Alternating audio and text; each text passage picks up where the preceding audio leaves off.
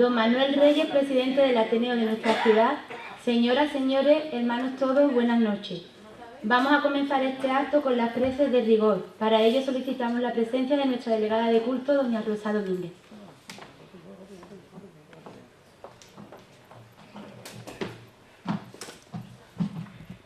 Buenas noches a todos. Comencemos en el nombre del Padre, del Hijo, del Espíritu Santo. Padre nuestro que estás en el cielo, y líbranos del mal. Amén. Dios te salve María, llena eres de gracia, el Señor es contigo. Bendita tú eres entre todas las mujeres, y bendito es el fruto de tu vientre Jesús. Santa María, Madre de Dios, ruega por nosotros pecadores, ahora y en la hora de nuestra muerte. Amén. Gloria al Padre, al Hijo y al Espíritu Santo, como era en un principio, ahora y siempre, por los siglos de los siglos. Amén. Virgen del Rocío, ruega por nosotros.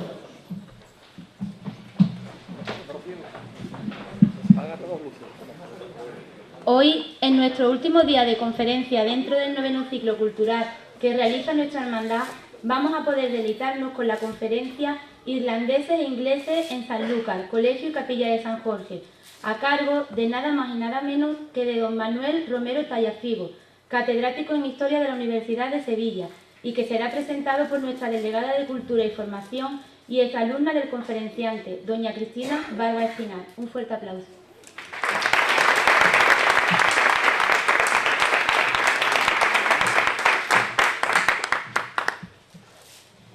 Hermana mayor, compañeros y amigos de la Junta de Gobierno de la Real Ilustre Hermandad de Nuestra Señora del Rocío de Sanlúcar.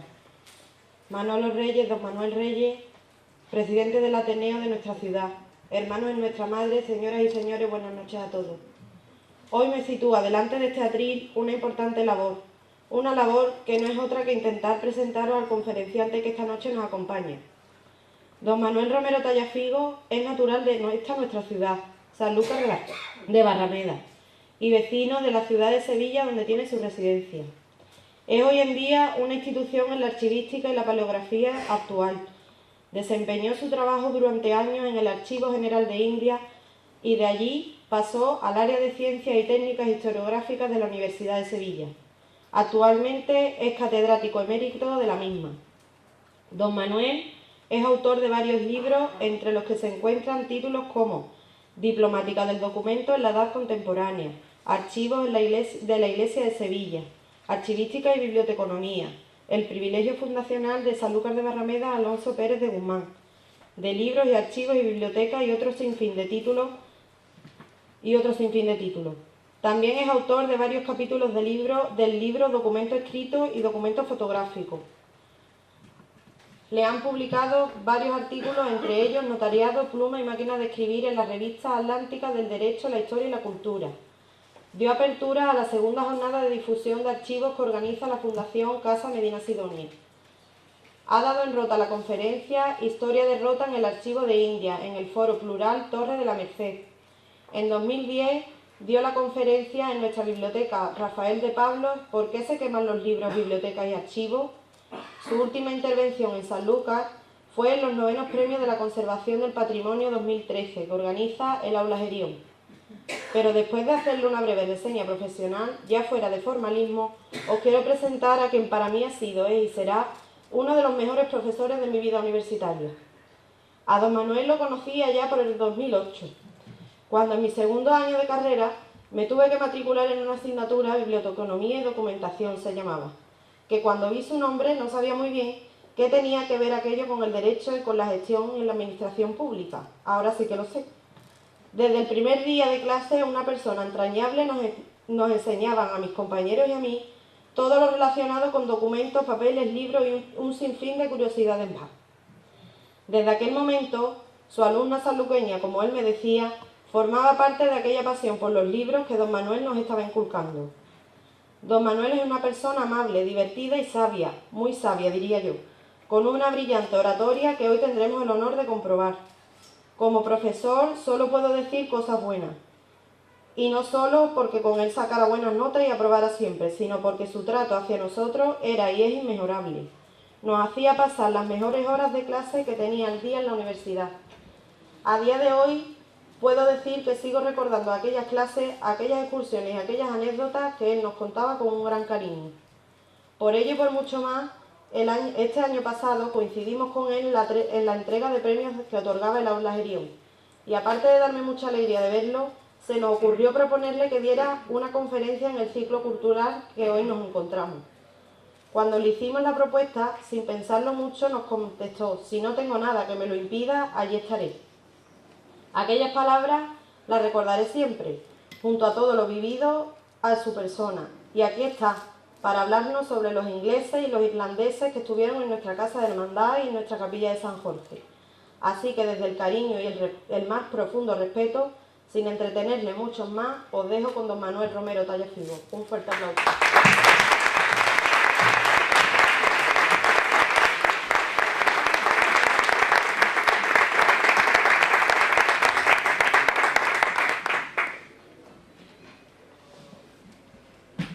Que era dueño de una de las salinas de Sanlúcar y tenía ahí en el Cerro Falón sus instalaciones.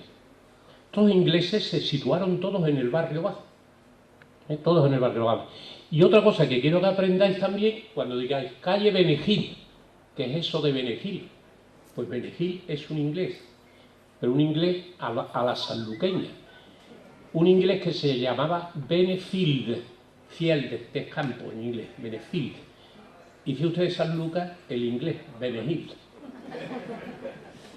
Esto está en un documento, están en documento de un padrón que se hace en 1645, y yo con que siempre que digan ustedes, porque verán ustedes los callejeros, Cerro Falún, sí, tal sitio, tal cosa, pero ¿quién es Falún? Es Falún, Bernardo Falún. Ya es importante porque fueron dos personas vinculadas a esta iglesia tan bonita que tiene hoy día la Hermandad del Rocío, la Hermandad de San Jorge. En la conclusión voy a decir lo mismo, porque ya me quedo contento con que el callejero de Sanlúcar sea como un libro abierto que nos vaya recordando la historia. Esto es muy importante. Sanlúcar es uno de los pueblos que ha respetado los nombres de las calles, aunque ustedes crean que no.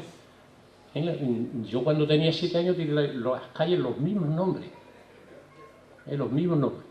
Y yo creo que hace bien Sanlúcar en conservar eso, y sobre todo que profundicemos para saber el porqué de esos nombres. Bien, pues con esta introducción, que es didáctica, porque me gustaría mucho... Uy, esto se ha ido al final. De control y...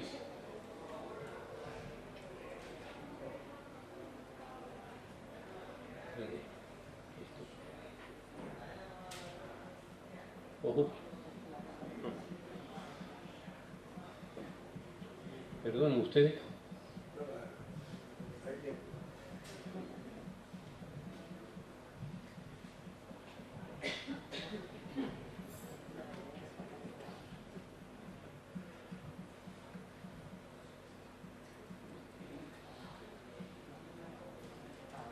Ahora va a ayudarle abajo, ya estará atento. Bien, las colonias de extranjeros en Sanlúcar. Los más antiguos que conocemos son los bretones. Los bretones aparecen en Sanlúcar desde el siglo XIV. ¿Y qué aportan aquí los bretones? Tela, sobre todo tela de hilo, porque el lino se da estupendamente por esa zona húmeda y fría que es el norte de Francia, los Países Bajos y Flandes. Ustedes que Flandes tiene la pintura flamenca, y Flandes hoy es una región de Bélgica, y sin embargo la pintura flamenca es comparable en calidad y en número a la pintura italiana. ¿Y por qué eso? Pues claro, hablar de pintura francesa es fácil, Francia es un ente grandísimo. La pintura italiana es importante, pero ¿por qué Flandes es importante? Cuando ustedes vayan en avión a Holanda o vayan a Bélgica, a ver si tienen suerte de ponerse en una ventanilla y verán ustedes que allí, por allí desemboca el Rin y el Escalda, y verán ustedes que es una autopista que se mete por toda Europa. Y la gente, una de las necesidades vitales que tiene es vestirse. No se puede prescindir del gasto en vestido. Y allí hay poca agricultura, pero hacían muchas ropas de lino. Y el lino es fundamental. No podemos tener una camiseta de verano de lana, ¿verdad? Tiene que ser de hilo, hasta que llegó el algodón. Y toda la riqueza de los bretones viene de ahí. Aparte de que esta gente comerciaba luego con Europa, compraban el vino aquí, no para bebérselo ellos, sino para llevarlo por esa autopista, que es el río Rin, llevarlo por toda Europa. Holanda, los holandeses y los belgas no tienen agricultura, pero tienen un comercio intensísimo. Entonces, estos bretones vienen allí buscando los productos frescos, los productos de la luz, los productos de la buena temperatura, los frutos, el vino. El vino. Bien, lógicamente no sabemos, no obstante a mí me extraña mucho que los bretones no vinieran por aquí en tiempo de los árabes. A mí me parece imposible eso, me parece imposible. Pero desgraciadamente toda nuestra historia empieza con Guzmán el Bueno, porque es cuando tenemos documentos. Pero a mí se me hace impensable una Sanlúcar en tiempo de los árabes como si no existiera. Yo a veces pienso que aquí hubo un tsunami, es mi teoría.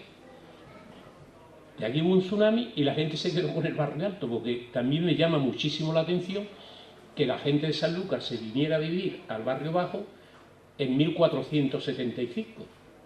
Es cuando el duque le da a los bretones la Cuesta de Belén, que es la primera calle del barrio bajo, la Cuesta de Belén. Lógicamente, ya lo decía Platón, que los hombres hemos perdido la memoria de las catástrofes y que había que apuntarlas. Ya cuando el terremoto de Lisboa, en el año 1755, el día de Todos los Santos, a las 10 de la mañana, en Sevilla, que sería un poquitín más tarde, porque entonces cada ciudad tenía su hora diferente, porque se guiaban por el sol, se produjo un total estremecimiento y Velázquez Castelo contempló ese terremoto y vio cómo la gente corría del barrio bajo para el río Alto, porque se inundó todo el barrio bajo. Es muy bonito ver esa historia. O sea, muchas veces le invadimos el mar y no tenemos memoria, pero ustedes siempre, en la historia, pregúntense siempre el por qué. ¿Por qué se puebla el barrio bajo en el siglo XV y no antes? Por lo bien que se vive en el barrio bajo. Es una pregunta que hago con esto de los bretones. Pero lógicamente cuando tenemos documentos es después de Guzmán el Bueno y decimos que los bretones, pero me extraña a mí que el norte no viniera aquí buscando estos productos. Yo no me lo explico. Saben ustedes que el duque de Bretón animó a sus súbditos a que viniesen a esta Sanlúcar, que es la villa de los Medina Sidonia, y digo villa porque Sanlúcar se hizo ciudad en tiempo de Felipe II. ¿Por qué se hizo ciudad? Porque Felipe II vendía los oficios. Una de las cosas de los negocios de Felipe II era la venta de las notarías. Entonces, al convertir a Sanlúcar de villa en ciudad, en vez de haber aquí 5 escribanos, había 12. Esos 7 escribanos vendían las escribanías y era aumento de las rentas que tenía el rey. Por eso se hizo Sanlúcar ciudad. Que Madrid todavía sigue siendo villa y corte, no ciudad. Bien, entonces este duque bretón animó a sus súbditos, animó al duque de Medina Sidonia para que concediese privilegio a los comerciantes extranjeros, porque le iban a dar tráfico, le iban a dar vida a Sanlúcar. Estos bretones son los que ocupan la primera calle del barrio bajo, lógicamente dedicados al comercio. Subir la cuesta y bajarla, ustedes saben que eso es costoso. Lógicamente, eso que se tienen que colocar en el barrio bajo, junto a la ermita de la Virgen de Belén, ese cuadro que está actualmente en el Palacio Ducal, de esa Virgen de Belén. Esa Virgen que siempre piensen ustedes que en esa época había mucho miedo a las muertes en el parto. Por eso la Virgen de la O, que es una Virgen embarazada, una Virgen de esperanza. Y luego, lógicamente, también cuando en el tiempo de la leche del niño también morían muchas madres. Por eso la Virgen de Belén tiene el pecho descubierto y dándole de mamar al niño, como lo hemos visto nosotros siempre de chicos. Una cosa, cada día con el pelargón y estas cosas se ve menos. Pero antes de chico yo me acuerdo de ver esto. Entonces la Virgen de Belén, si ustedes como momentos trascendentales de la vida de las personas, están reflejados en las vírgenes. Esto es importante ver los sentimientos. Bien. Después de los bretones vendrían más y más colonias. Si ustedes dónde está Bretaña, si ustedes lógicamente lo ven ahí perfectamente señalado, cerca de Inglaterra, los países escandinavos, porque los bretones lo que se llevaban de San Lucas lo llevaban a Inglaterra, lo llevaban a los países escandinavos, lo llevaban por el Rin, no sé si lo ven ustedes, el Rin está por aquí, lo llevaban por el Rin a toda Europa, y a cambio ellos nos traían madera, nos traían estaño, que es muy importante para hacer después el acero y para hacer todo el bronce, perdón, para hacer el bronce, etcétera. Y entonces están en un sitio estratégico. Y lógicamente, ¿por qué vienen al sur? Porque ya decía Platón que la luz es el principio de la vida. Y Plotino, que era su discípulo, decía que entre Dios y los hombres hay una cosa intermedia, que es la luz. Pues fíjense usted lo que es la luz por la mañana. Si no fuera la luz, ni flores, no habría flores, no habría las uvas. La luz, para Plotino, era algo intermedio entre Dios y los hombres. Y entonces aquí en el sur tenemos mucha luz, cosa que no tienen en el norte. Y lógicamente ese comercio tenía que venir. Y luego además Sanlúcar estaba a la entrada de otra autopista, el Guadalquivir, que no es el río más largo de España.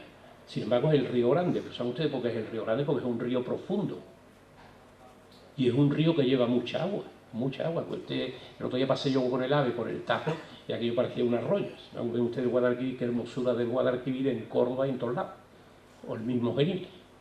Río Grande, Guadalquivir. Esas expresiones son muy bonitas. Bien, por tanto, los bretones, si ustedes son exportadores de vino a Reino Unido, Bélgica, Holanda y países escandinavos. Y ahí tienen ustedes los duques bretones, están enterrados en la iglesia de Saint-Denis en París. No pierdan ustedes nunca esa visita, es bonita, más que nada porque los bretones tienen mucho que ver con San Lucas y los duques de Bretaña que estén enterrados en Saint-Denis, donde está el actual estadio de la selección francesa, el estadio Saint-Denis. Visiten porque es un templo curioso y con el metro en París, con lo bien que funciona, que sepan ustedes que es una visita pendiente que como sanluqueños tenemos siempre que hacer a esto. Ustedes, los bretones nos dejaron esas covachas tan bonitas, todo comercio, covachas de paño, lógicamente, el lino. Los ingleses, sin embargo, llegan en masa a comienzos del siglo XVI. Se apiñan como colectividad en Las Chancas. Las Chancas es esta zona. ¿Qué era Las Chancas? El sitio donde se hacían conservas, donde se achancaban los boquerones, el atún, etc. Este arte que tenemos aquí de transformar el pescado. Hoy día ya con la revolución industrial, pues fíjense ustedes ya hasta nos encontramos la lechuga cortada en una bolsa, con un gas inerte. Pero en aquel entonces las únicas conservas eran estas. Y todo el patrimonio que ven ustedes aquí en Sanlúcar de iglesia viene de la renta del atún. Era la conserva por antonomasia de la época. Y las chancas es... Bueno, pues ayer estuve yo mirando, porque yo cuando me pongo a preparar una conferencia me pongo a curiosar, a ver las chancas la primera vez que aparece en el diccionario. Y aparece en el siglo XIX. Entonces ya por más curiosidad puse chancas y hay dos pueblos en Galicia que se llaman chancas. Con lo cual me hace a mí relacionar la palabra chanca con los gallegos, del barrio de los gallegos, porque lógicamente el Atlántico, los gallegos vienen por aquí, lógicamente, y se sitúan aquí en Sanlúcar, y los gallegos son los que desde Sanlúcar van a las Canarias. Y ahí en la iglesia de la Virgen de los Dolores, de la Trinidad, ahí tenemos uno de los adelantados de Canarias. Entonces, el tema de la chanca yo me acuerdo que mi madre a mí una vez tuvo un cólico de una cosa que había comido a los 3 días, y mi madre me dijo, eso, son mujeres antiguas con ese lenguaje tan bonito, ese cólico lo tenías achancado. Es una expresión que no podemos perder. Pero está buscando la palabra chanca y son pueblos de Galicia, donde también abunda el pescado. Lógicamente, tenían un cónsul propio. Los extranjeros tendían la gente a abusar de ellos. Entonces, lo más cómodo para el duque es ponerle un cónsul. La figura del cónsul es muy práctica, porque los cónsules duran 1, 2 o 3 años, y a los 3 años viene otro. A los 3 años viene otro, de modo que el que manda en el año 2014 a 2017, después pasa a ser inferior y sube el que ha juzgado. Siempre los comerciantes se han organizado por consulado. Nadie tiene un cargo fijo. Esto de que tenemos los políticos que se llevan 8 años, no. Un año, al siguiente año, otro, la figura de los cónsules. Y tenían un cónsul propio para resolver sus asuntos de justicia. Aparte, porque ustedes lo que eran los temas de la traducción, los temas del entendimiento, y los duques preferían que hubiera un cónsul que resolviera los pleitos entre ellos. Y solamente cuando había un pleito entre un inglés y otro, entonces cuando ellos intervenían. Además, mantienen sus costumbres, sus tradiciones y relaciones con su país. Si ustedes, en esa iglesia, estaba lloviendo, ahí ven ustedes primero a San Jorge, lo vamos a ver después. Ustedes van al Palacio de Buckingham y está la misma cruz que ven ustedes aquí, blanco, y la cruz roja, la ven ustedes por Buckingham por montones de sitios. Ahí tienen ustedes, por ejemplo, el trébol de 4 hojas que está a la entrada a mano derecha, que es el Celtic de Glasgow, en Escocia. En la camiseta también lleva un trébol, no de 3, sino de 4 hojas, que eso tiene su simbolismo y está ahí pintado. Ahí se fijan ustedes y el cuadro de San Patricio impresionante. San Patricio es una figura muy relacionada con el Papa Gregorio, San Gregorio Magno, que gracias a San Gregorio Magno tenemos Semana Santa y tenemos imágenes. Porque hubo un momento que la Iglesia Oriental decía que dar culto a las imágenes, o sea, el culto que ustedes le dan a la Virgen del Rocío era una idolatría. Era el mismo culto que daban los israelitas a aquel cordero o aquel becerro de oro. Con lo cual se crea una corriente en la Iglesia que fuera imágenes. Que después lo que pasaría con Lutero, pasaría en el siglo XVI, pasaría con los albigenses, son corrientes muy evangélicas, de pura pureza. Pero San Gregorio Magno, que es un padre de la Iglesia, por el año 598 a 600 y pico, era un padre de la Iglesia muy listo, y dice, no, las imágenes fomentan la devoción. Quiten ustedes aquí las imágenes en nuestra Andalucía y qué religión habría. Segunda cosa por la que yo admiro a San Gregorio, que en las misas y en los cultos hubiera música. Sin San Gregorio no hubiéramos conocido la música sacra de Mozart, de Vitoria, hasta la salve rociera no la hubiéramos conocido.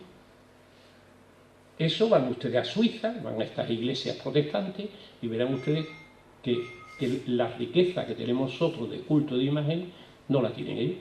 Esto es una característica muy del catolicismo y la culpa la tiene San Gregorio. Este San Gregorio mandó evangelizar a Irlanda y mandó unos monjes muy cultos. Estos monjes se establecen en San Patricio en Irlanda, tanto que en Irlanda los obispados no tienen importancia, son los abades. Y estos abades practicaban las 3 Cs. Culto, pero un buen culto no se da sin cultura, y agricultura. Y estos monjes irlandeses además invaden después toda Europa y llegan hasta Múnich, München en alemán, Mónaco en italiano, monje, por ejemplo, enseñan el cultivo de la cerveza por toda Europa. Se cogen a los tratadistas de agricultura de Roma y enseñan a los bárbaros de Alemania, todos los que hoy día nos mandan con Angela Merkel, les enseña a cultivar. Les enseña la arquitectura de Vitruvio. Les enseña... ¿Por qué? Porque estos monjes en su evangelización son muy romanos, ¿saben? Que para que el culto se mantenga se necesita cultura. ¿Y por qué la cultura? Porque entendiendo el latín, entendiendo a Virgilio, lo que le decía Virgilio al niño de Augusto, el emperador Augusto, se le puede aplicar al niño Jesús. Y hay himnos al niño Jesús que eran himnos que un poeta le hizo con él. Entonces estos monjes irlandeses son importantísimos porque introducen la cultura por todo el norte de Europa. El culto, la cultura y la agricultura. Y enseñan el arte de la cerveza. Hombre, si hubieran estado en esta latitud y esto no hubiera estado romanizado, hubieran enseñado el arte de la manzanilla por todo el sur de Europa. ¿Sí? Pero toda esta cerveza que ustedes llaman en Bélgica, la Leffe, todo esto, todos son monjes. Y verán ustedes cómo se presume del monje. Es una colonización muy interesante, muy interesante. Y claro, estos monjes irlandeses, cuando llegó el tema de Isabel I, la hija de Alfonso VIII, para defender los católicos su historia tenían que sacar la figura de San Patricio. San Patricio para los irlandeses es importantísimo. Y recuerden ustedes las 3 palabras, culto, cultura y agricultura. Y además ellos tienen una letra muy bonita que es la que ponen en la cerveza irlandesa. Es una letra, me la iba a poner, pero anoche se me olvidó. Una letra que tiene, como le llama, forma como de pezuña, redonda, lo habrán visto ustedes en las cervezas irlandesas. Pero vamos, que la Hermandad del Rocío, si alguna vez ponéis algún título, lo debía de poner en letra seminuncial. Es la letra que verán ustedes en todos los pubs irlandeses, una letra muy, muy específica, con más gusto que la que emplean los vascos, la emplean muy fuerte. Una letra muy bonita, que es la letra de los monjes irlandeses. Irlanda está muy orgullosa de ese San Patricio que ustedes tienen ahí a un lado, con la serpiente y vestido de ellos. Y es un abad con el báculo para afuera, porque eran abades que tenían jurisdicción civil y eclesiástica. Irlanda es un tema curiosísimo. Por eso, ahí verán ustedes, incluso ya veremos después la tradición de San Jorge también es muy inglesa y lo mantiene. O sea, esta gente, esta iglesia, un inglés no se sentiría extraño. Ahora se sentiría más extraño con la Virgen del Rocío. Pero gracias a la Virgen del Rocío se está manteniendo ahí ese San Jorge que es un primón. Si no existiera la Virgen del Rocío, ¿cómo estaría esa iglesia? Y esto se le ha dado vida. Y yo me acuerdo cuando chicos nos asomábamos por la cerradura para ver lo que había en la iglesia, pues siempre estaba cerrada. Mi Eusebio no se acuerda. Y decíamos, ¿qué habrá en esa iglesia? Pues era la única iglesia que estaba cerrada en San Lucas. El padre Germán, por lo visto tenía la llave y la gente decía, no, tiene la llave el padre Germán, pero el padre Germán nunca nos abría. Y nos asomábamos ahí por la cerradura para ver. Por tanto, esta gente, lógicamente, allí para defenderse, tenía una organización muy eficiente. Tan eficiente que, fíjense ustedes, de los bretones nos dejaron las covachas, pero de las demás comunidades que conocen ustedes, nada. Los ingleses sí, tenemos ahí. Y la esquina todavía de la calle ancha no sabemos de quién es, ¿no? Oye, porque todavía sigue siendo de los ingleses, vete a saber lo que era el colegio este, que es muy curioso. La gente era muy eficiente. ¿A qué se dedicaban los ingleses? Pues mire ustedes, importaban muchos paños y telas. Vestirse es importantísimo en la vida, aunque nos digan lo contrario. Vestirse es importantísimo. Lo que disfrutamos es estrenando un traje desde chico, ¿verdad? Por tanto, este negocio era importante, sobre todo, como he dicho, en la tela de lino. El bacalao de Terranova. Si ustedes la cuaresma, esos 40 días que se guardaban estrictamente, los viernes, el bacalao era importante y lo traían para acá, la gente, el bacalao salado, las sardinas de Irlanda. Y además se dedicaban mucho al comercio de esclavos. Narciso Climent, este gran historiador de San Lucas de Barrameda, él ha visto mucho los libros de bautismo de la parroquia de Laos y ahí hay muchos bautizos de esclavos. Bautizos de esclavos. San Lucas había muchos esclavos. Nos creemos, los americanos no han tenido pudor en poner en sus películas la esclavitud. Aquí en España parece que nos da miedo, pero que sepan ustedes que en España también existían esclavos. Y aquí había una hermandad de los negritos, allí en la parroquia de Laos. O sea, y esto estaba muy metido. Bien, también, lógicamente, ellos la mercadería del atún y de los vinos, sin embargo, era lo que se llevaban para allá. Y además eran unos prestamistas, entonces no existía la Caixa, no existía el Banco Bilbao. Esta gente se dedicaba a los préstamos. ¿Y por qué sabemos esto? Ahora próximamente se va a presentar un libro de un sanluqueño, Becazo, que ha tenido el mérito de leerse los libros de las contadurías de hipoteca. Las contadurías de hipoteca es el antecedente del registro de la propiedad. Carlos III en 1760 crea un registro de hipoteca.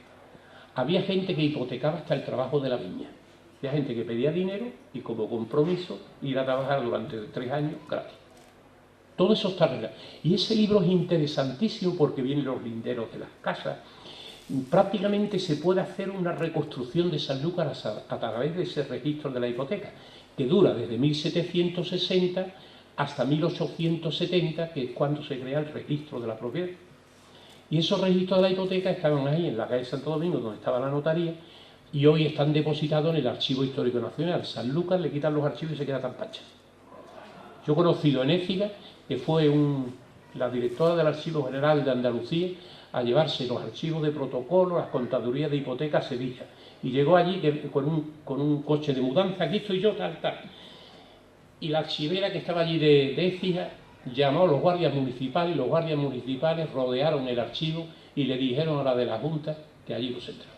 Y ahí están los protocolos en efecto. Nosotros hemos perdido los libros de bautismo, los tenemos en Jerez, los libros, y en parte porque no hemos apreciado nuestra historia.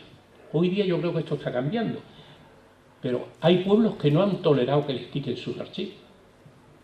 Dirá, mire usted que puede decir, no es que los registros de hipotecas pertenecen al Estado. Pues allí en Écija dijeron que no. Y yo conozco algunos pueblos de Andalucía que no han dejado que les quiten sus archivos. Porque ahí están las raíces. Ahí están nuestras raíces. ¿Sí? Están todas nuestras raíces. Bien, además realizaron préstamos, como no, hasta el ayuntamiento. ¿Sí? Y estos ingleses, además, eran familias muy bien situadas.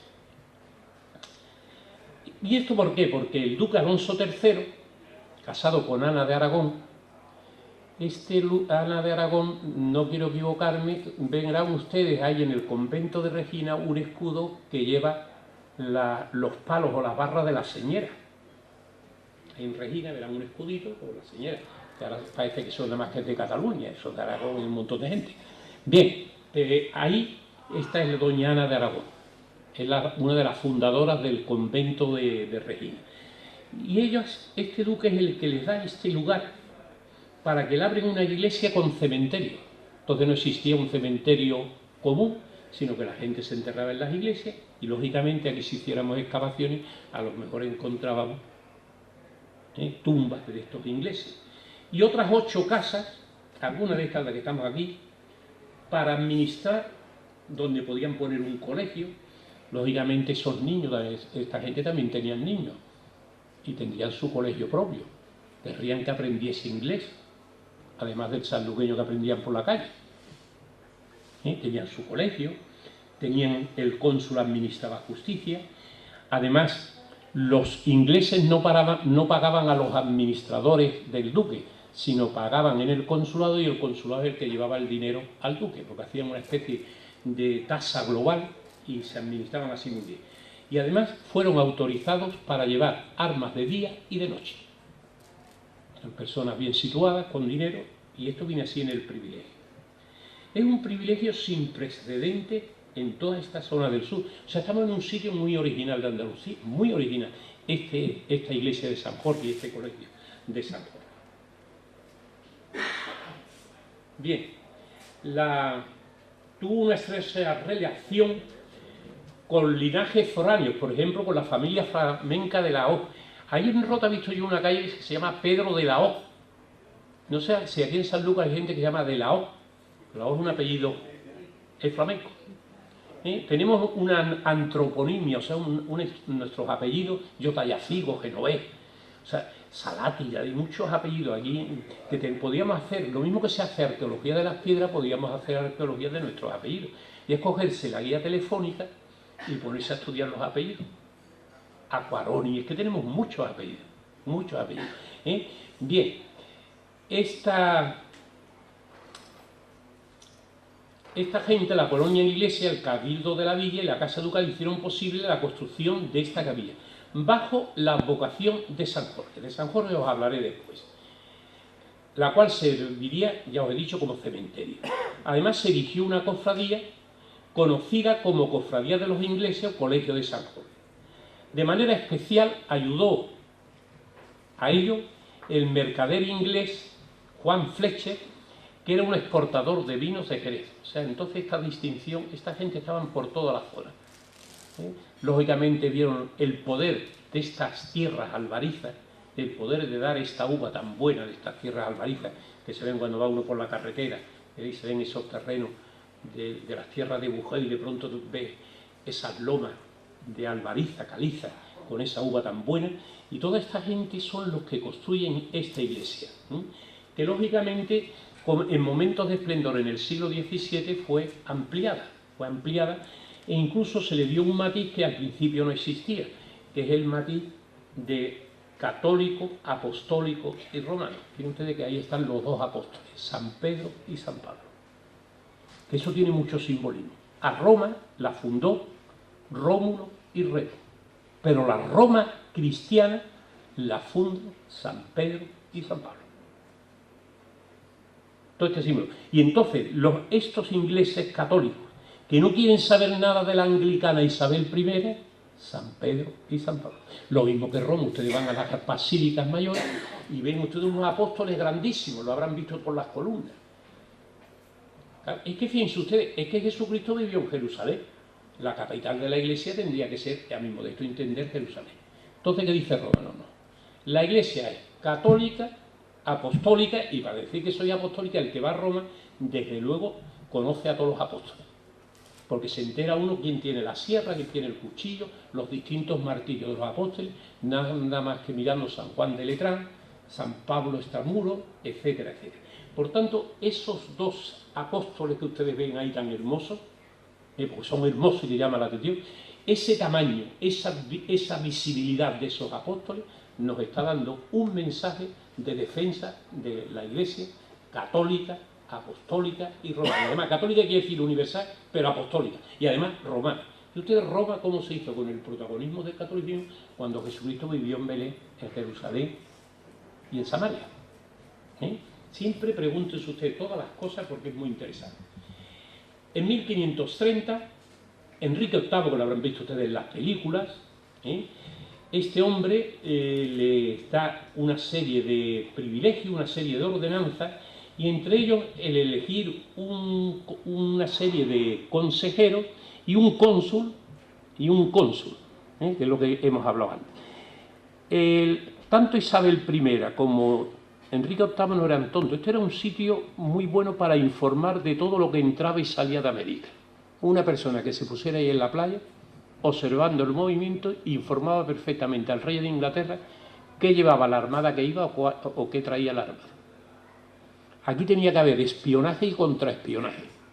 A mí no me extraña que alguno de estos ingleses católicos ultraortodoxos no fuera un agente secreto de Enrique VIII.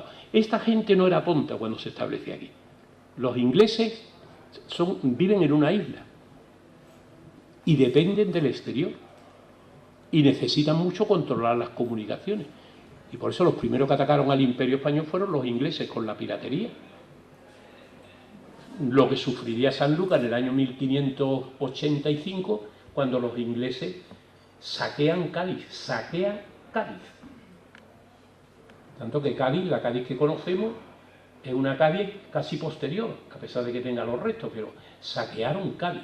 Por tanto, crean esta cofradía, la cual cofradía tenía hasta su lugar en las procesiones. A mí me gusta siempre recordar. El otro día estuve yo en la feria de Albacete y vi lo que era una procesión cívica. Allí organiza una serie de carrozas con un montón de bandas, cada trecho, y va pasando la gente y la gente va contemplando. Y yo me imagino aquí las procesiones del siglo XVI y XVII con música, con distintos tramos, el gremio de arroz, vamos a ver, cada gremio tocando música y la gente se ponía a contemplar, como no había televisión, no había fútbol, la gente, esos días era el espectáculo religioso y además con la música te elevaban hasta los sentimientos y lógicamente como nos pasa cuando vemos nosotros la procesión de la Virgen de la Caridad, que son momentos o ustedes con la Virgen del Rocío, que son momentos de mucho sentimiento, de mucha fe, y lo mismo está en todos los siglos ha sido igual, no somos diferentes. Bien, en el año 1540 viene en Sanlúcar medio centenar de iglesias. Yo no sé si ahora habrá esta cantidad, pero aquí había medio centenar de iglesias. Además, Sanlúcar era la capital de la colonia inglesa, estaba por encima de Cádiz y del puerto de Santa María. Lógicamente aquí el duque de Medina Sidonia era muy importante hasta para el contrabando de tela. Hay un pleito que lo recogen, está muy recogido y estudiado, de cómo aquí había un montón de ropa escondida que nadie sabía qué, para las Indias. Las Indias, hace poco presenté yo un tema y en el libro este último que editó Fernando Cruz Isidoro, coordinó él muy bien, con mucha efectividad, hablaba yo de un sanluqueño que hace una llamada a su mujer para que se vaya a vivir allí con él a ver. Y lo primero que le pide es lino, ropa de hilo. Que por favor, que se lleve ropa de hilo y que el niño venga vestido con 3 o 4 vestidos, todo, una preocupación tremenda. Y estos ingleses ese negocio lo mantenían. Y aquí el contrabando podía ser muy fácil. el 24 de abril de 1539 ya constó una reunión de todos los que residían en los puertos del sur y todos los ingleses vinieron aquí. No en su coche, lógicamente, unos embarcados. O sea, imagínense ustedes el movimiento. Vinieron todos aquí. Es que no nos damos cuenta de la importancia que tenía San Lucas. Fíjense ustedes que como todos estos gremios, hasta el gremio de los ingleses, desfilaban el Corpus Christi. Os he dicho como el cortejo llevaban luz de vela de lienzo, entoldaban toda la calle Caballeros, toda la calle larga de la Corredera era donde podían correr los caballos, que yo creo que era la calle Caballeros, se llama la calle Corredera, era donde se paseaban los caballos, el paseo de caballos en el barrio alto. Cada gremio llevaba su pabellón e insignia, cada gremio ejecutaba una danza al son de tamboriles, solamente como lo mantiene el Rocío, clarines, arpas, me imagino que las arpas, en el escudo que está ahí a la entrada de la Virgen está el arpa de Irlanda. Irlanda, en los euros irlandeses se ve un arpa. Las arpas, yo creo que el gremio inglés iría con arpas, vihuelas, que es esas guitarritas. Es curioso que los pasajeros cuando llevan a India, cuando pagan el almojarifazgo, casi todos llevan una vihuela o un perro. Claro, esas criaturas cuando llegaban allí solos, iban solos, por las noches para dormir, ¿quién los vigilaba? No tenían tránsito y se pondrían a tocar las vihuelas. O sea, hoy día me gusta de la gente con los pinganillos ahí puestos, pinganillos, y en aquel entonces la vihuela tocarían y estarían las noches de América. Y una de las cosas que llevaban era esta vihuela. Los pífanos, que es un flautín de tono muy agudo, en fin, una música que no se parece hoy a la banda de Julián Cerdá, ni mucho menos, pero muchas de las cosas que oyen ustedes de instrumentos, la banda de Julián Cerdá, ya en esa época. Pues yo he dicho que gracias a Gregorio Magno la música nos eleva el tono a la hora de rezar y de hacer misterio. Y ustedes, una representación del siglo XVIII, de cómo iban en Sevilla, y ustedes que mirad a mi alrededor y no ha cambiado nada. Estoy viendo la procesión de la Virgen de la Caridad por donde me gusta a mí verla, que es la calle de las Descalzas, y estoy viendo cuando pasan todas las hermandades, entre ellas las del Rocío. Fíjense ustedes que bien llevado todo con sus espadas, y fíjense ustedes hasta ahí al lado los dos negros estos que ven ustedes al final, lo de los esclavos. Estaba el tramo de los mercaderes, fíjense usted, otro tramo, cada tramo un paso, los franciscanos, los mismos de San Francisco, los recoletos y descalzos, los agustinos. Ahora ven ustedes las cruces parroquiales con manguera, que esto lo hemos visto nosotros de Chivo aquí en San Lucas. Claro, esto es de Sevilla, pero yo me sirve para... Toda esta imagen me la regaló, me la cedió generosamente Fernando Cruz Isidoro, que es un gran archivo de imágenes. Siempre, cuando tenga alguna duda, acudo a Fernando, y que ustedes, esto me lo dejó él para una conferencia. Imagínense ustedes a estos ingleses por todo, lo ven ustedes la parte de los curas, y observen cómo detrás de los curas como llevan vihuelas y están tocando, ¿lo ven? Luego esos que van con espadas, que hacían danzas con espadas, se hacían exhibiciones con la espada. La música de la catedral, que ustedes que lo que era una procesión aquel entonces, el cabildo municipal, etc. Bien, ¿cuándo decae la cofradía de los ingleses? De la cofradía de los ingleses, esta decadencia va a originar que en esta capilla, en vez de ser los cofrades del comercio, se meta aquí el clero. Y se va a meter además un clero muy peculiar, los jesuitas. Los jesuitas son los que van a gobernar esto. Los jesuitas, que se llaman Compañía de Jesús. Los jesuitas tienen el voto de obediencia, que prácticamente San Ignacio, que había sido militar, él quiso hacer que todos los frailes fueran como una compañía militar, que a una sola voz se ponen todos firmes. Él crea el concepto de obediencia ciega. Obediencia ciega es que te mandan que te tires por una ventana y te tienes que tirar. Es el concepto tal como lo explica San Ignacio. Entonces, claro, la Compañía de Jesús, para combatir el protestantismo, fue un ejército. Y aquí la Compañía de Jesús, van a ver ustedes cómo interviene. Montan aquí un colegio para traerse jóvenes de Irlanda, de Inglaterra, de Escocia y de Gales, traérselo aquí, educarlos en el catolicismo, con esa formación que tenían los jesuitas, porque los jesuitas, fíjense ustedes, que no son predicadores, ¿no habrán visto ustedes que no son predicadores aunque prediquen, no son los frailes predicadores. Los jesuitas, San Ignacio les pone una sotana, dicen la misa por la mañana y los pone a estudiar. Y los jesuitas pues, han llegado hasta saber arameo. Ustedes van a Granada, a los jesuitas, y hay una biblioteca que si quieren ustedes coger el libro de arameo lo tienen los jesuitas. La biblioteca de la Universidad de Sevilla es jesuítica. Cuando los expulsó Carlos III, las universidades que se hicieron con las bibliotecas. Y eran gente muy preparada intelectualmente. Entonces cogían aquí a los muchachos, los formaban, y una vez que estaban formados, los mandaban a Inglaterra para luchar con el catolicismo. Y San Lucas es uno de esos sitios, con muy buen clima. Yo me imagino esos muchachos acostumbrados ya al frío invierno de Londres, o de Glasgow,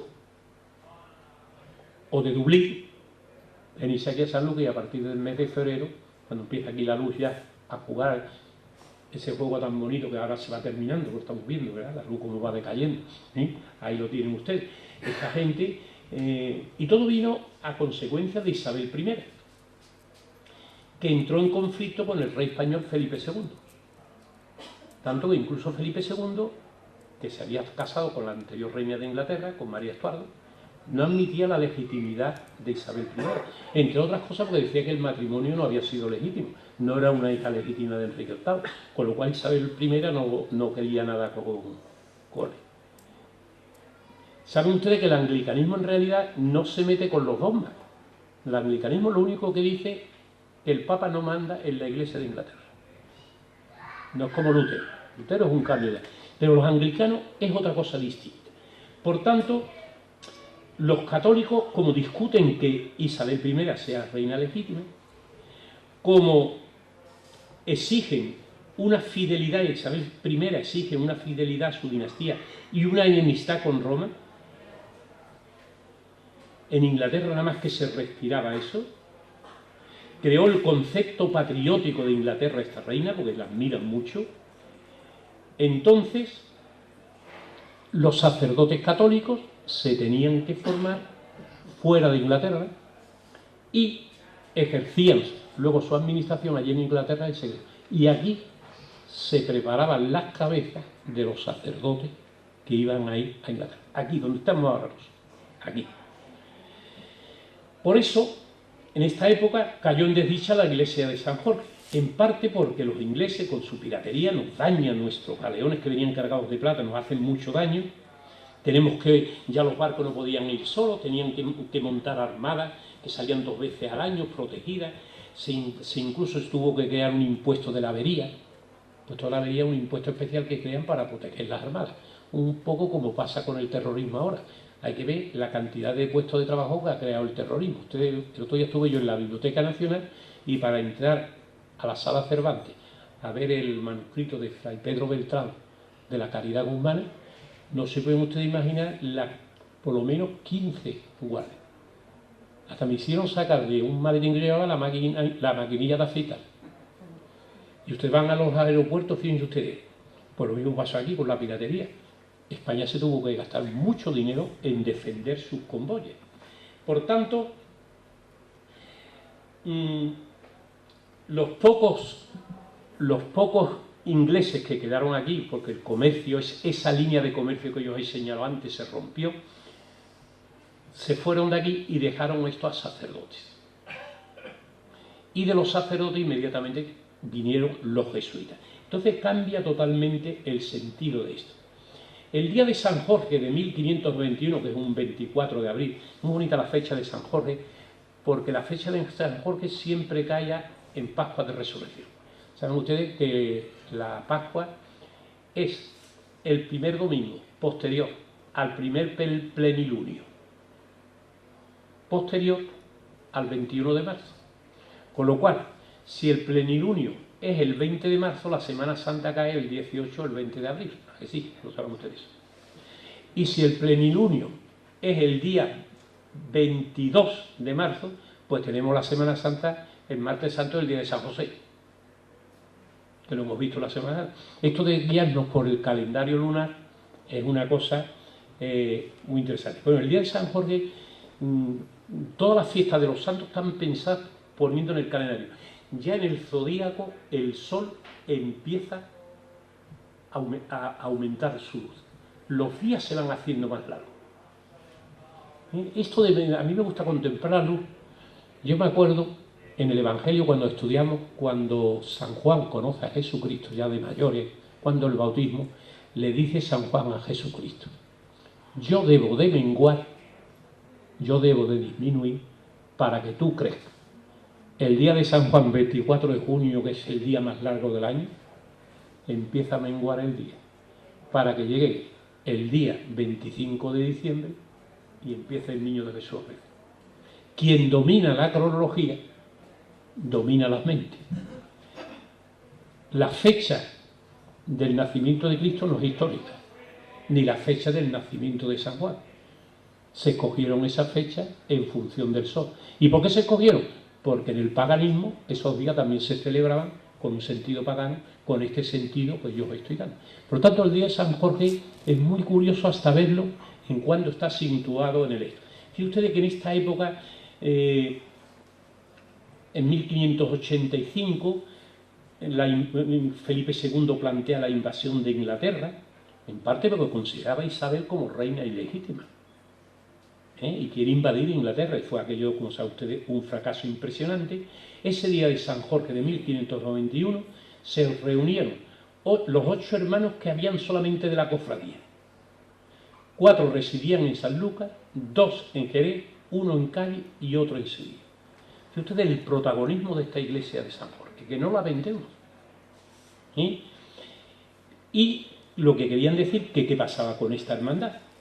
Y entonces formalizan una escritura que está inspirada ya por los jesuitas. Porque la idea de San Ignacio de Loyola, que se la transmite a Pío V es el Papa del Rosario, el Papa de la Batalla de Lepanto, a Gregorio XIII, que es el Papa de la Reforma Gregoriana del calendario, que resulta que el día más corto del año era el día de Santa Lucía, el 12 de diciembre. Entonces el Papa Gregorio dijo: día 5 de octubre se pasa al 15, es decir, Santa Teresa de Jesús murió el 5 de octubre y se enterró el 15, porque suprimieron del calendario esos días, la reforma gregoriana, con lo cual cambió el sistema de los años bisiestos, los años terminados en 2-0, cambian, nos podemos llevar 8 años, en el año 2000 no nos lo llevamos, pero los de 1900 tuvieron 8 años sin año bisiesto.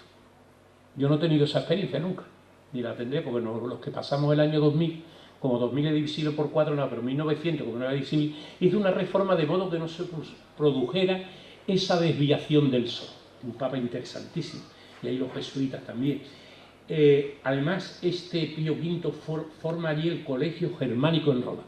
Es decir, al papa se le ocurre traerse alemanes jóvenes de la parte donde el luteranismo estaba más pujante para formarlos allí en Roma.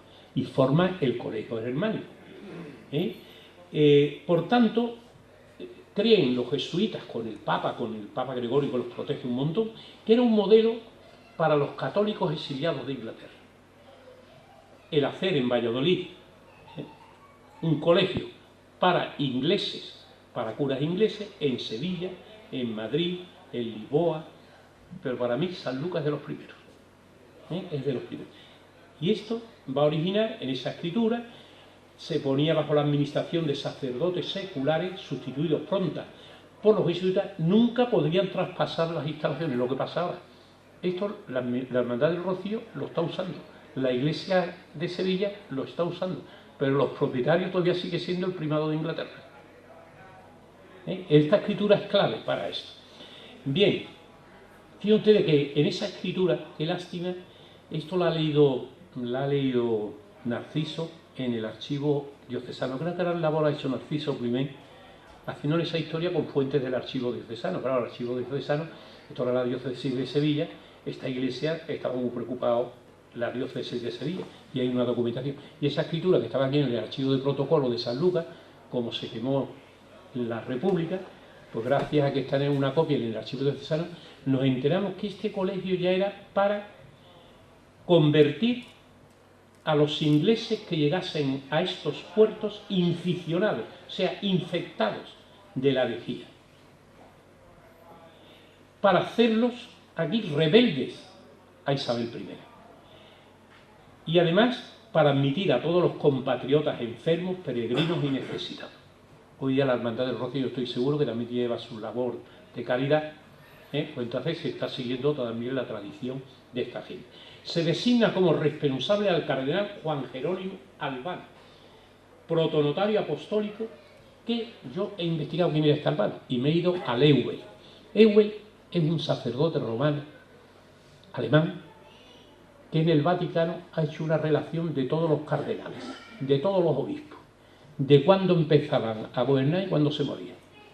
Entonces voy buscando al cardenal Albano por 1591 y veo que el cardenal Albano murió el 15 de abril. Pero claro, en San Lucas no se habían enterado, no había televisión ni había radio. O sea que al que nombraron administrador, que era protonotario apostólico, estaba muerto. Esto es una aportación mía, porque yo cuando me cojo una conferencia, ayer por la tarde, me fui a la universidad más que vamos a mirar este tema, y vi que el cardenal Albano había muerto. Pero fíjate, el nombre de Albano también viene muy bien con San Albano, que fue uno de los santos ingleses martirizados. Bien, Felipe II está de acuerdo con esta política de crear seminarios contra el protestantismo. Y esto fue un seminario contra el protestantismo y el anglicanismo. El cardenal, lógicamente, los jesuitas en Roma, los astrónomos que orientaron al Papa Gregorio para el cambio del calendario eran jesuitas. Tanto que allí tienen ellos un observatorio astronómico que es de los jesuitas. Y en Granada hay otro observatorio astronómico de los jesuitas. Y otros que eran muy buenos astrónomos eran también los capuchinos, por eso escogieron el sitio. Los capuchinos siempre se han dedicado no a la astrología, a la astronomía, porque hoy cuando comenzamos el año nos dan un calendario muy bonito, pero saber astronomía era muy importante hasta para navegar en la mar, que no existían radares ni nada. Entonces, esto es importante verlo, este cambio que se produce en este colegio. Como he dicho, esto es... Estoy dándole para atrás. Como sabes, lo que hago yo allí en la universidad, siempre que pongo un alumno lo nombro delegado de ordenador. Porque yo para hablar, esta pendencia me viene mal. Bien, ¿cómo se pagó esta iglesia? Por ejemplo, la duquesa doña Ana de Silva y Mendoza. En la Caridad verán ustedes un escudo de un león. Y luego un Mendoza que pone Ave María. Ese cardenal Mendoza que estamos viendo en la película de los Reyes Católicos, el escudo es un aspa y pone Ave María, Silva y Mendoza. Es doña Ana de Silva y Mendoza la que fundó la Iglesia de la Caridad para enterrarse ella allí. Y por eso, como muy devota de Santa Ana, cosa que me parece una santa interesantísima, bonito el misterio de Santa Ana, ¿verdad? La Virgen y el Niño. Esa escena a mí me encanta, como iconografía tan bonita, está allí en la Caridad, como me recordó Fernando, este año que se me olvidó, digo, Fernando, ¿qué es lo que hay allí? Fernando que coloca todo lo que es. Digo, mira qué bonito, y me acordé cuando vi allí el escudo de doña Ana de Silva, que no se pone el duque allí como protagonista, sino doña Ana. Esta mujer es importante. Esta mujer dejó una limosna de modo que estos curas, cuando decían misa, cobraban un dinero y la iglesia también cobraba un dinero, unas capillanías. Estos ingleses en sus testamentos dejaban aquí misa, y aquí se dijeron muchas misas y se están volviendo ahora a decir misa gracias a la Hermandad del Rocío, lo cual le dan ustedes la razón a San Gregorio Magno, que para mí fue uno de los salvadores de la iglesia, porque San Jerónimo con las ideas, San Agustín con las ideas, pero San Gregorio con la música y las imágenes. Y no imágenes de 2 dimensiones, sino de 3. Verán ustedes, los bizantinos no les gustan las imágenes de bulto, todas son planas, los iconos. ¿No? Donde ha habido iconoclastia hay muchas imágenes de 2 dimensiones. Bien, esta escritura viene, por ejemplo, hasta lo que cobraba el prepósito. Si ustedes 90 ducados, pongan ustedes unos 375 maravedís, pongan ustedes 12 reales, el real tenía 34 maravedí, pero el real tenía un peso de plata de 4 gramos, este era un buen sueldo, era un buen sueldo, 4 gramos de plata. No voy a hacer la operación, pero podíamos sacar el número de plata que cobraba cada uno y mirar en el país o en el ABC donde viene la cotización de la plata y podíamos saber a cuántos euros equivale, porque es cuestión de ver la ley. Bien, los ingresos provenían que todas las mercancías que los ingleses exportaban e importaban cuando entraban en Sanlúcar, pagaban una tasa para este templo. Lo mismo que en Sevilla, los mercaderes pagaban una tasa para lo que es hoy el edificio del Archivo de Indias, la lonja del comercio. Así se construyó esta iglesia, que ustedes lo sepan. Y lo tienen. 1509, fíjense ustedes, el saqueo inglés a Cádiz. Esto es malo para los ingleses aquí en Sanlúcar, porque esto crea enemistad. Ustedes, cuando Estados Unidos entró en guerra con Japón, como los japoneses, algunos los recluyeron en Estados Unidos en campos de concentración.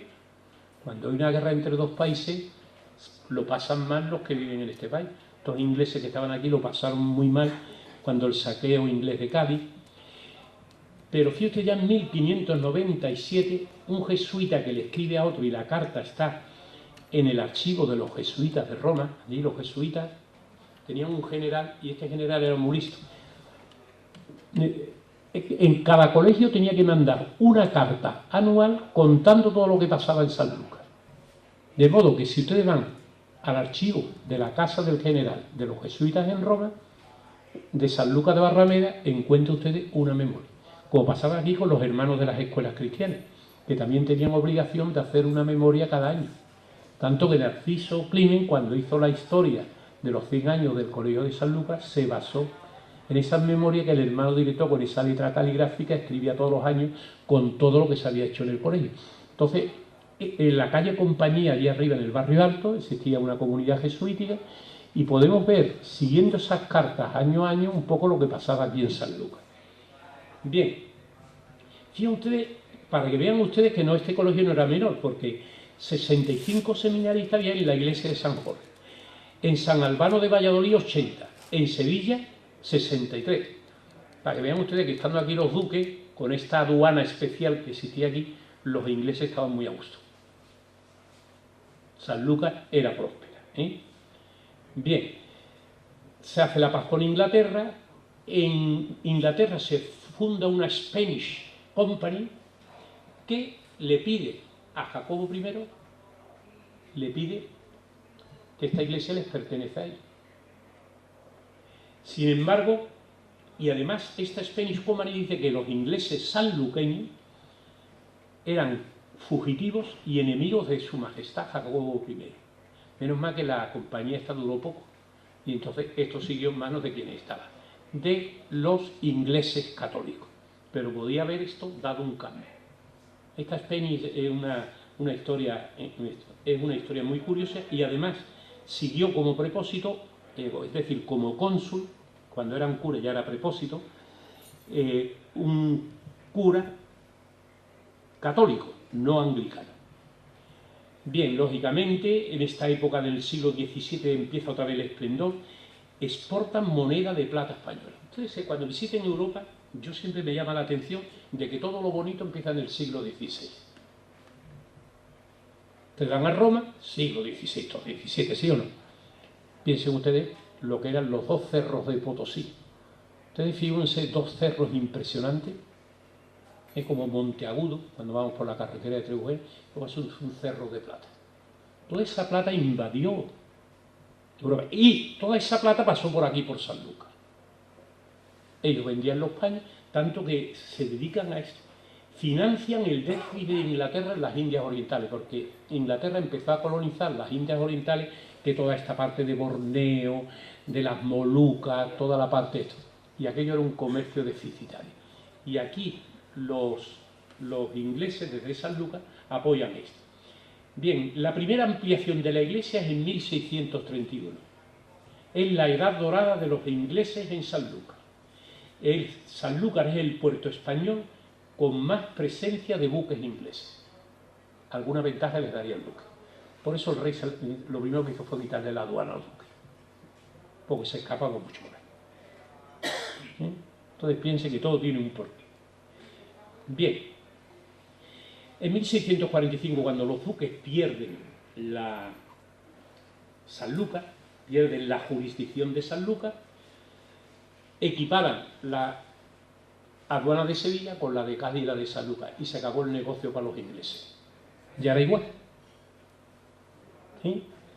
Pero entonces se hace un padrón, y entonces habían en Sanlúcar 15 ingleses, y todos los ingleses están en el barrio bajo, en la calle Bolsa, en la calle Trasbolsa, en la calle Capitán Diego Benítez, hoy decimos Diego Benítez, pero ya sabemos que era capitán gracias a este padrón. En la banda de la playa, junto a la Casa de la Pólvora, en la calle de la Aguardientería, pero pone Aguardantería, le costó tanto poner, había una calle aquí en el barrio bajo del Aguardiente, había, Como inglés aparece Tomás Juste, yo no sabía que Juste era un apellido inglés, y aparece Juste. Otro, o dicho lo de Falón, pues ya lo de Juste, ya saben ustedes que también es un apellido de origen inglés. Exportan vino, vinagre y aguardiente. Francis Benefil, que es el que da origen a la calle Benefil. Y está también el irlandés Bernardo Fallon, que daría nombre al cerro Fallon. Luego ya vean ustedes que estamos en ¿a qué hora empecé? Hace 10 minutos. 10 minutos. 10 minutos y acabo. Que hace 10 minutos que empezaste a hablar. Pues 10 minutos voy a no me gusta ser largo porque es que aquí hablo muy a gusto. El otro día estuve en un congreso en Madrid, un congreso esto virtual que te ponen en una pantalla y te pones a hablar así. Y nada más que te ves a ti mismo. Y yo me noté que yo no era lo mismo. Yo aquí me siento a gusto inspirado. Bien, pues han visto ustedes ya estas cositas de esta iglesia. Fíjense ustedes en 1817 la decadencia que el conde de Maule, cuando describe a Sanlúcar en 1817, es prácticamente como Eusebio nosotros conocimos esto. El colegio inglés de San Jorge fue fundado por los comerciantes católicos de su nación en 1517. ¿Estamos de acuerdo? Sí. Nada de estudios contiene en el día. La iglesia parece obra moderna. Lo dice mal. En 1846, el presbítero Juan Cuthbert. Este Cuthbert es un mártir, Fernando, me parece que es un mártir de los que tú me has dicho, Cuperto, me has dicho, ¿no? Un mártir de los primeros ingleses que se convirtieron al cristianismo con San Patricio y San Columbano. Que yo le he incitado a Fernando que a ver si descubrimos esas cabezas que aparecen en el retablo con las espadas aquí, que a mí me pegan que sean los mártires. Y uno, este Cuthbert. Porque esta gente mantenía... Fíjense ustedes que dónde viene esto del catolicismo en Inglaterra, que ustedes van a Escocia y el Celtic Glasgow, el que lleva la punta verde, estos son católicos. Y sin embargo, los Rangers son azul y blanco, esos son anglicanos. Entonces ahí la religión se ha hecho fútbol. Aquí no hemos llegado a eso, porque un rociero puede ser sevillista, puede ser bético, pero allí no. Bien, en esta época parece que sube porque el colegio de Sevilla llegaría a tener, residiendo en Sanlúcar, 50 colegiales. Es la época del cardenal Spellman, unos cardenales, tanto que, fíjense ustedes, ahora os lo diré, la Catedral Católica de Inglaterra se construye a finales del siglo XIX, que ahora lo voy a decir, que se llama la Catedral de Westminster, que no es la abadía de Westminster, que es la que ustedes conocen cuando van a Londres. Es completamente diferente. Y entonces, esto otra vez vuelve a tener actividad. Este Cuthbert se va a trabajar a las misiones de Gibraltar. Y entonces dejó aquí como director a un sacerdote español, que era el cual lo quitaron y pusieron a Fray Mulholland. Este Fray Mulholland dejó la iglesia, se llevó hasta toda la plata que había en la iglesia, se la llevó. Porque dispuso de un altar de plata que había ahí preciso que ya no existe. Este fue un desastre impresionante. Cuando todos los colegios ingleses de España se fusionaron en el de San Albano de Valladolid, que yo ahora ya cuando vaya a Valladolid voy a ir a San Albano. Ahora voy a poner una foto que saqué en Google, porque estuve buscando. Pues ya por curiosidad, porque está en Valladolid. El sanluqueño pasó a depender de él, pues era el director del Colegio de Valladolid, el administrador del patrimonio que la Iglesia Católica Inglesa poseía en España, en nombre del primado inglés de Westminster. Pero no de Westminster la abadía, por favor, la catedral. Que hay allí una catedral anglicana, que es San Pablo, y una catedral católica, que es Westminster. Y otra cosa es la abadía de Westminster, que es lo que ustedes ven cuando ven el reloj y ven el Parlamento inglés, que no tiene nada que ver. Bien, Y usted, San Albano, es un santo cristiano, primer mártir de Inglaterra. Este San Albano, a ver si lo tenemos ahí en el presbiterio. Yo estaba antes, pero lo que pasa es que estaba preocupado por el ordenador y todo esto, y no he tenido tiempo de ver con Fernando, pero ya Fernando, ya le estoy yo viendo que va a estar curioso. Y tenemos que descubrir, Fernando, dónde está ahí San Albano, para que los de la Hermandad del Rocío... Fíjense ustedes que la liturgia católica lo celebra el 22 de junio y la anglicana el 17 de junio. Fíjate hasta dónde llegó esto del catolicismo, que cuando el Papa Gregorio quitó aquellos días, cuando murió Santa Teresa, los ingleses siguieron con su calendario normal. De modo que dicen que Cervantes murió el mismo día que Shakespeare, y no es así, porque Shakespeare murió con el calendario de Julio César y Cervantes murió con el calendario gregoriano. Luego, uno 10 días después. En el siglo XVIII, menos mal que los ingleses se le ocurrieron adherirse al calendario gregoriano. Y hubo una huelga en Inglaterra porque los obreros de la fábrica querían cobrar esos 10 días, que ya eran 11. Curiosísimo. Curiosísimo, ¿eh? Para que vean ustedes toda la religión. Aquí tiene usted al pobre San Columbán, esto lo busqué yo en Google, pues está bien. Esta es la iglesia, el colegio inglés de Valladolid. Fíjate usted qué simpleza, parece que me recuerda a la sencillez de este templo también, porque no es la portada de Regina, ¿verdad? No es la portada Fernando de Madre de Dios, ¿verdad? Es otra cosa. Hay que verlo en el contexto, en ese contexto tienen ustedes que ver.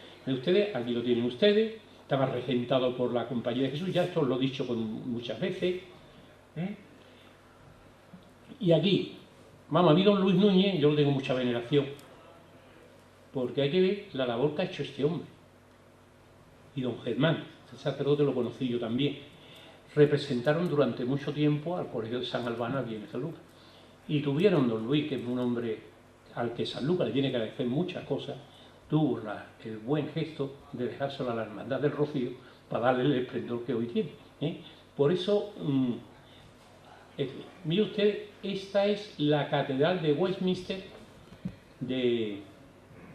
que os he dicho antes, que usted que es moderna, los edificios aquí, ven ustedes modernos, no tienen nada que ver. Y aquí ahora pongo, esta sin embargo es la Catedral de San Pablo, la Catedral Anglicana de Londres. Y luego yo no sé si anoche puse, no lo puse. Bien, y ya con esto termino, pues esto es muy bonito. San Jorge, que viene de la palabra Georgios, deriva de Georgos, que significa agricultor. Había una divinidad pagana que estaba cargada del simbolismo solar. O sea, ustedes supónganse, cuando Dios crea a Adán y Eva, y están los dos tan tranquilos allí en el paraíso, y van los días disminuyendo. Empieza el mes de septiembre y va llegando la noche, y le diría Adán a Eva, que aquí vamos, que esto se oscurece y esto no hay quien lo encienda. Cada día hay menos. Entonces el hombre que siempre ha mirado los astros, hoy día, Cristina, yo me hemos preguntado muchas veces, ¿qué luna es hoy? Y ya no miran los muchachos a la luna, con lo importante que era la luna entonces. Yo me he tomado la molestia de mirar todas las batallas de la historia de España, el día, y ver qué luna hay en el calendario perpetuo.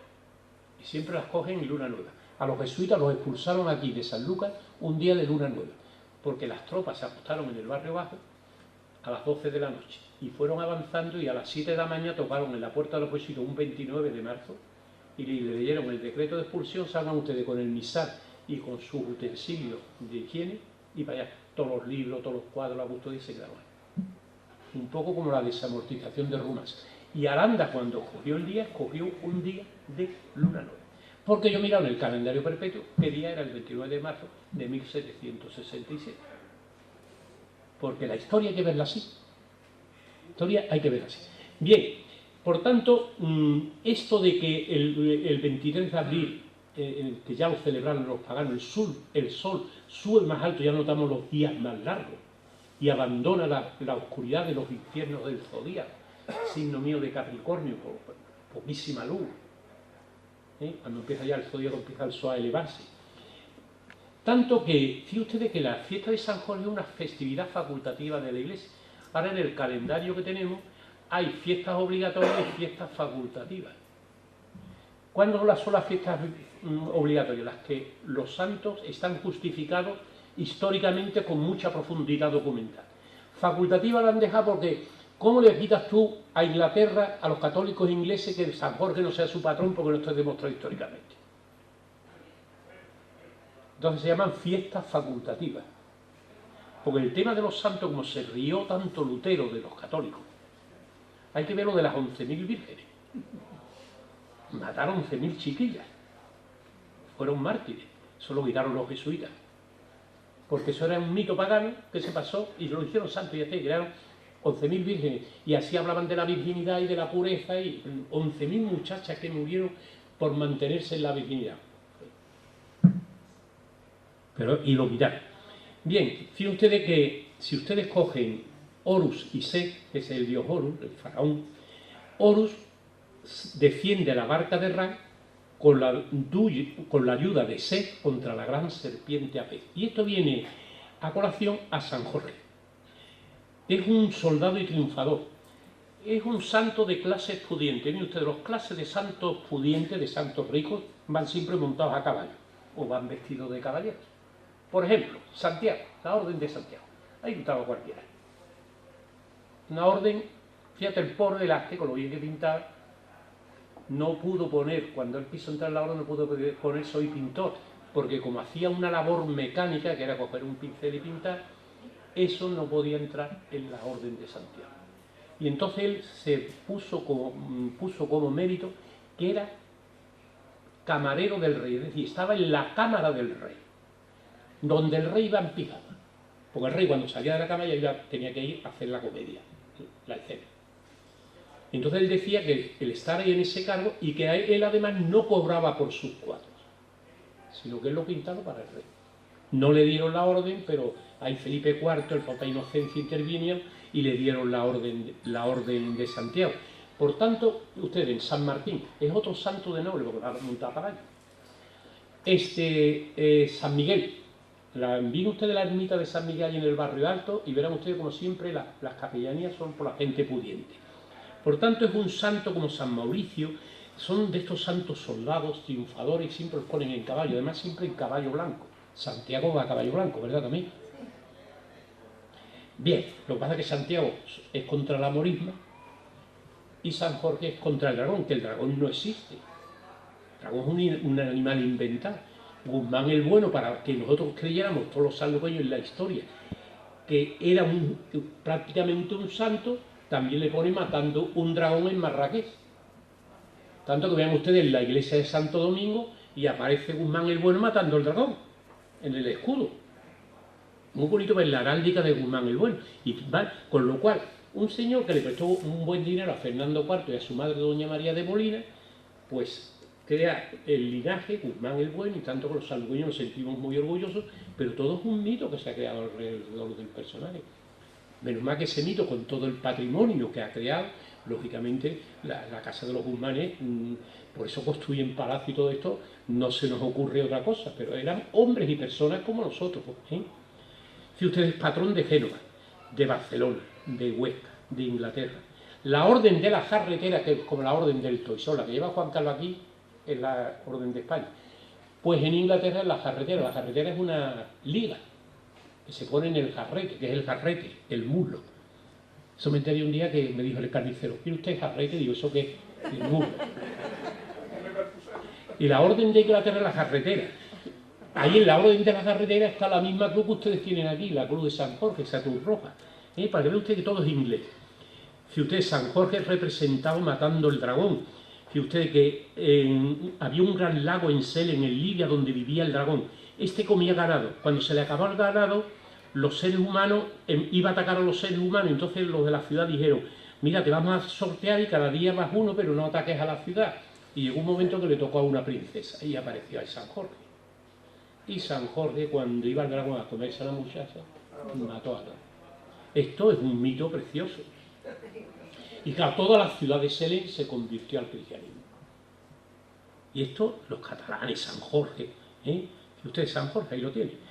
Si ustedes hasta los coches de la Lombardía, el Alfa Romeo, ahí tienen ustedes la cruz de San Jorge. Porque todo el norte de Italia es georgiano. Pero mucho más, ahí tienen ustedes la Bicha, porque en Milán mandaban los Visconti, Vicchia, en italiano Vicchia, no sé qué Bicha, Vicchia, Visconti, y es Visconti, y San Jorge. Y ahí tienen ustedes el collar de la carretera, ven ustedes que es una liga ahí abajo. Ay, yo no he hecho nada.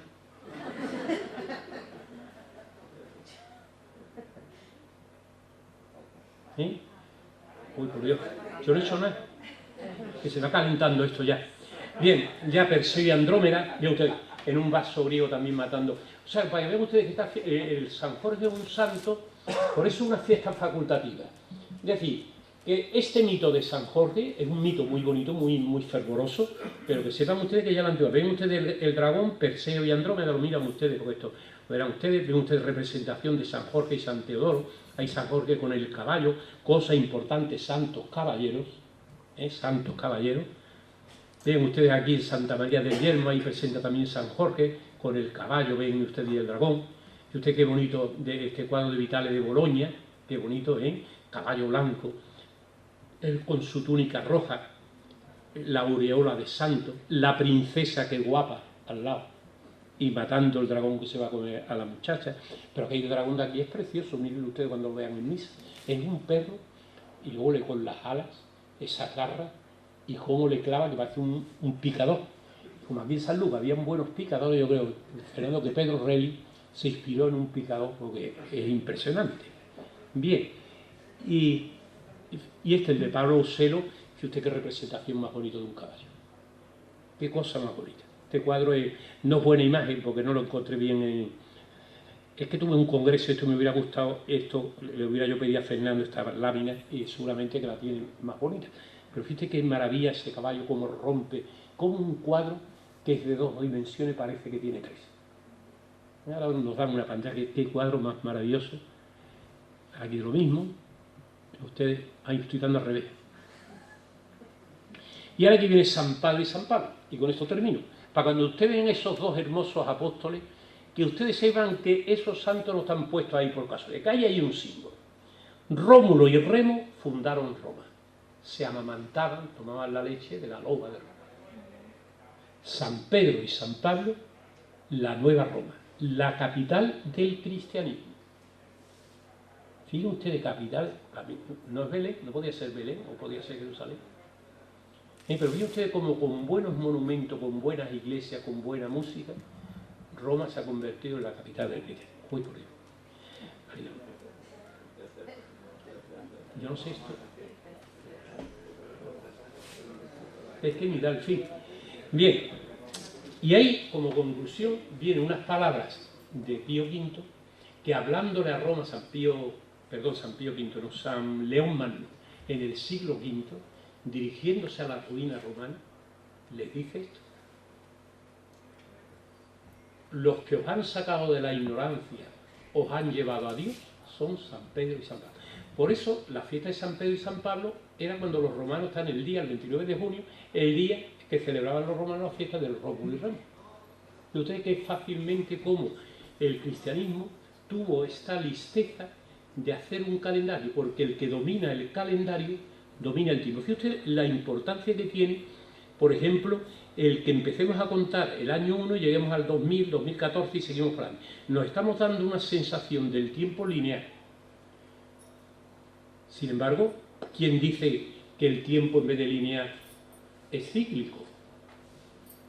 Es decir, que nos pase como pasan a los árboles, que los frutos nacen todos los años, se caen las hojas, como pasa con la uva. Y todos estemos en una continua regeneración, que es una teoría. Entonces, nuestra religión, en la que yo creo, evidentemente, tenemos un concepto lineal de la vida, y entonces el tiempo se hace lineal. Antes de Cristo y después de Cristo. Cuidado con los laicistas, que si para empezar a ser laico tendríamos que hacer como la Revolución Francesa, ya no contar los años por Cristo, porque ya hasta los chinos cuentan por Cristo. Todo el mundo dice año 2014. Os digo, quien domina el calendario, domina las mentes. Y esto viene a colación de todo esto. Bueno, yo creo que os he dado, a vosotros que tenéis esta iglesia, que la estáis cuidando, yo creo que ahora cuando miréis a la iglesia, veáis los mártires, primeros mártires, veáis a San Pedro y San Pablo, veáis a San Jorge, busquéis la princesa, que no me he fijado yo si se ve la princesa en el cuadro, pero ese San Jorge que está ahí arriba es precioso. Y os invito que cuando vayáis a Valladolid, vayáis al colegio de San Albano. Y cuando vayáis a Londres, vayáis a la catedral de Westminster, no a la abadía. La abadía vamos todos, nos llevan los guías turísticos. A la abadía y preguntar allí por el primado y decirme usted, nosotros que tenemos la iglesia, a ver si el primado lo sabe. Es una visita interesante, porque realmente esta iglesia cambió de idea. Primero eran los mercaderes, después los jesuitas, lo han visto ustedes, después otra cosa, y hoy día la Hermandad del Rocío. Entonces es una iglesia que se mantiene gracias hoy al fervor de la Hermandad del Rocío. Y ya con esto he acabado.